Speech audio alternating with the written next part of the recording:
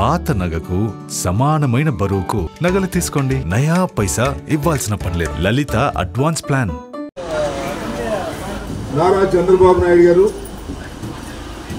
మాట్లాడుతూ వైఎస్ఆర్ కాంగ్రెస్ పార్టీ ఇచ్చిన హామీలను నిలబెట్టుకోలేకపోయింది అనేటువంటి ఒక అసత్యమైన మాట పదే పదే చెప్పేటటువంటి ప్రయత్నం చేస్తున్నారు. ఒక విషయాన్ని చాలా స్పష్టంగా రాష్ట్ర ప్రజానీకానికి, ప్రధాన ప్రతిపక్షంగా ఉన్నటువంటి చంద్రబాబు నాయుడు గారికి చాలా స్పష్టంగా ఒక మాట చెప్పదలుచుకున్నాను. ఈ దేశంలో ఇచ్చిన హామీలను నెరవేర్చినటువంటి ఏకైక ప్రభుత్వం వైఎస్ఆర్ కాంగ్రెస్ పార్టీ ప్రభుత్వం ఈ సందర్భంగా నేను చెప్పదలుచుకున్నాను. దానితో పాటు నారా చంద్రబాబు నాయుడు గారు 2014 నుంచి 2019 వరకు కూడా ఈ రాష్ట్రాన్ని పరిపాలన చేసేటటువంటి అవకాశం ప్రజలు ఇచ్చారు. ఆయన ఇచ్చినటువంటి ఏ వాగ్దానాన్ని అమలు చేయలేదు. జగన్మోహన్ రెడ్డి గారు ఇచ్చిన ప్రతి వాగ్దానాన్ని అమలు చేశారు. ఇది వ్యత్యాసం. మనం చేస్తాం. ఎంత చిత్రం అంటే, మేము మేనిఫెస్టో వేశాం. ఆ మేనిఫెస్టోని ప్రతి ఇంటికి తీసుకువెళ్ళి ఇస్తున్నాం. చంద్రబాబు నాయుడు గారు 2014లో ఇచ్చినటువంటి మేనిఫెస్టో అదృశ్యమైపోయింది, వెబ్సైట్లో లేదు. అంటే దాన్ని చూసి సిగ్గుపడవలసినటువంటి పరిస్థితి చంద్రబాబు నాయుడు గారికి వచ్చింది. అందువల్ల దాన్ని మాయం చేశారు. మేనిఫెస్టోలను మాయం చేసేటటువంటి తత్వం కలిగినటువంటి వ్యక్తి నారా చంద్రబాబు నాయుడు గారు. ఇచ్చినటువంటి మేనిఫెస్టోను అమలు చేసి ఇంటికి తీసుకువెళ్ళి ఇచ్చేటటువంటి తత్వం కలిగినటువంటి వ్యక్తి జగన్మోహన్ రెడ్డి గారు. ఈ రాష్ట్ర ప్రభుత్వాన్ని మనవి చేస్తున్నాం.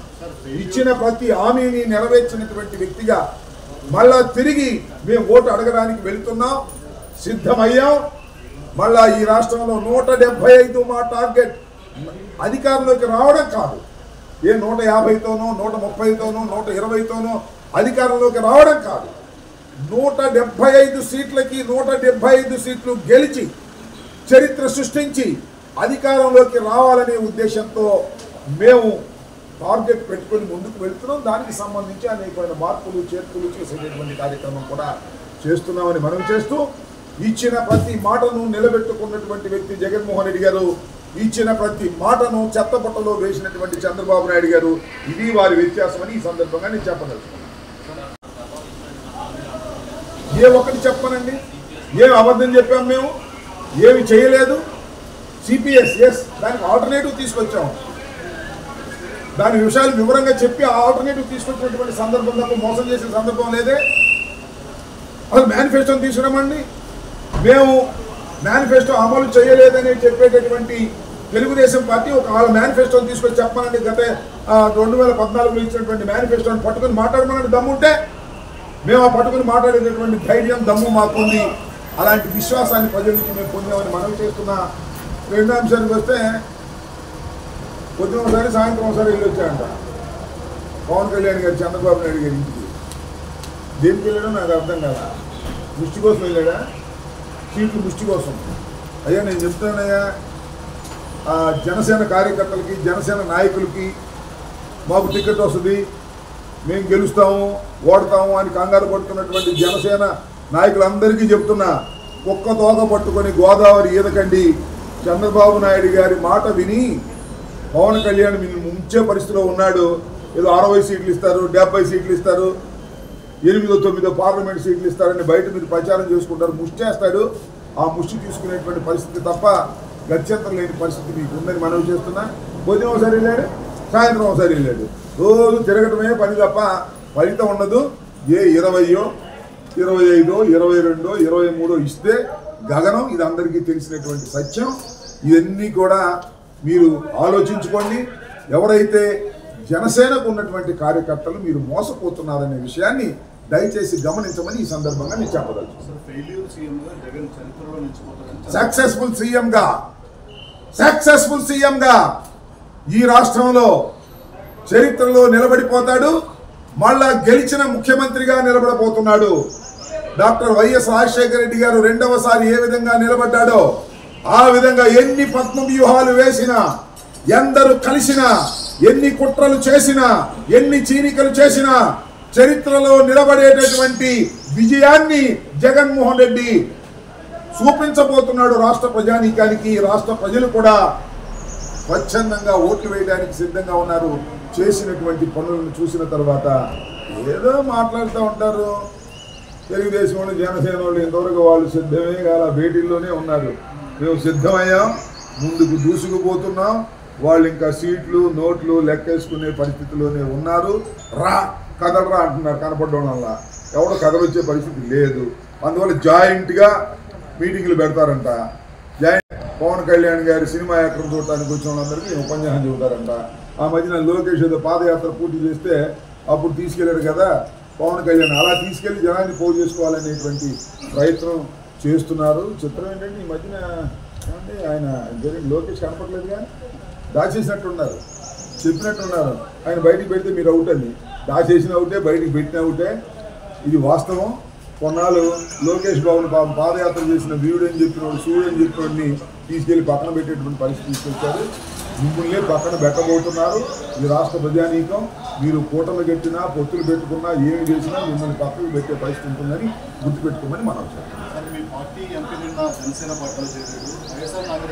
ఎవరైనా మా పార్టీ చెప్పి టికెట్ ఇవ్వనన్న వాళ్ళందరూ వెళ్ళి అక్కడ చేస్తుంటారు బఫూన్లు. ఇక టికెట్ లేదని చెప్పిన తర్వాత బఫూన్ బాలశివుడు వెళ్ళి అటు చేరాడు, అంతే కదా. కొద్దిగా ఓవర్గా మాట్లాడాడు. ఓవర్ యాక్షన్ చేస్తే తప్ప అక్కడ గుర్తించాలనుకుంటున్నారనుకుంటా. వెళ్ళి చాలా ప్రగల్భాలు పలికాడు, చాలా ఓవర్ యాక్షన్ చేశాడు. పవన్ కళ్యాణ్ అన్నా అంట ఈ ఇంత ఓవర్ యాక్షన్ చేస్తాను మొన్నటి దాకా అక్కడ ఉండి నమ్మొచ్చా అని. అది పరిస్థితి.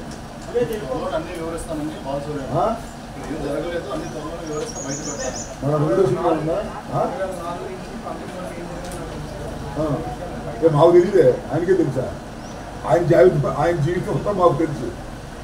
2004 దగ్గర నుంచి డాక్టర్ వైఎస్ రాజశేఖర రెడ్డి గారు ముఖ్యమంత్రి అయిన దగ్గర నుంచి, తెనాలి పార్లమెంట్లో కంటెస్ట్ చేసిన దగ్గర నుంచి, తెనాలి పార్లమెంట్లో కంటెస్ట్ చేసినప్పుడు నేను చీఫ్ ఎలక్షన్ ఏజెంట్.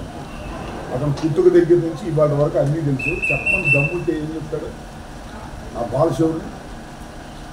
ఇక్కడ దానికి వెళ్ళి జనసేన ఆఫీసులో పడ్డాడు. అన్ని అన్యాయాలు అక్రమాలు చేసిన బఫూర్, అన్ని అన్యాయాలు అక్రమాలు చేశారు కాబట్టే టికెట్ రిజెక్ట్ చేశారు. టికెట్ రిజెక్ట్ చేసినప్పుడు అక్కడ తేలాడు. అక్కడ తేలి జగన్మోహన్ రెడ్డి గారిని వారిని వీరిని దూషించే కార్యక్రమం ఓవర్ యాక్షన్ చేస్తే చెప్పాగా ఆ పక్కన ఇద్దరు అనుకున్నారంట. ఎవరు? పవన్ కళ్యాణ్ ఆయన ఎవరు? నాదెళ్ల మనోహరు. ఏంది మొన్నటిదాకా అక్కడ ఇక్కడ ఓవర్ యాక్షన్ చేస్తున్నాడు, వీళ్ళు నమ్మొచ్చా అన్నారు. అది అతని పరిస్థితి. ఎక్కడికి వెళ్ళినా అతను నమ్మరు, ఎవరైనా నమ్మొచ్చు. కానీ సరే వాళ్ళ గచ్చతం లేక టికెట్ ఇస్తే బందర్ టికెట్ ఇవ్వచ్చు, కానీ అతను ఎవరినైనా ముంచిపోయే తత్వం కలిగిన వాడు అనేది నాకన్నా నీకన్నా అందరికన్నా ఆయన పవన్ కళ్యాణ్ గారికి నాదెళ్ల మనోహర్కి బాగా తెలుసు. రాబోయే కాలంలో మీరే చూస్తారు. ఓకే, జగన్ అర్జున్ చెప్పుకుంటున్నాడు. వాళ్ళకి విన్నారా? మొత్తానికి విన్నారు కదా. వాళ్ళు ఎంత ముచ్చుకుందో వాళ్ళకి అర్జునుడు చెప్పగానే, అంటే ఆయన అర్జునుడు కాదు అని చెప్పట్లా అని చెప్పే ప్రయత్నం చేస్తున్నారు. నేను చెప్తున్నా, జగన్మోహన్ రెడ్డి గారు ఒకానొక సందర్భంలో నేను అర్జునుడిని అభిమన్యుడిని కాదు అని చెప్పాడు. అంటే అర్థం ఏమిటి? మీరు పన్నే పద్మ వ్యూహాలన్నింటినీ ఛేదించగలిగిన అర్జునుడిని నేను అని చెప్పాడు. అంటే మీరు పద్మవ్యూహాలు పొందుతున్నారన్నమాట. దుష్ట చతుష్టయం పన్నేటటువంటి పద్మవ్యూహాలన్నిటినీ ఛేదించుకుని రాగలిగిన వీరుడు అర్జునుడు జగన్మోహన్ రెడ్డి. ఇది వాస్తవం, మీరే చూస్తారు. ఎన్ని పన్నాగాలన్నా పన్నండి, ఎన్ని పద్మ వ్యూహాలన్నా పన్నండి, అన్నిటినీ ఛేదించుకుని రాగలిగినటువంటి వ్యక్తి జగన్మోహన్ రెడ్డి. రాసుకోమని మనం చూద్దాం. Okay, thank you.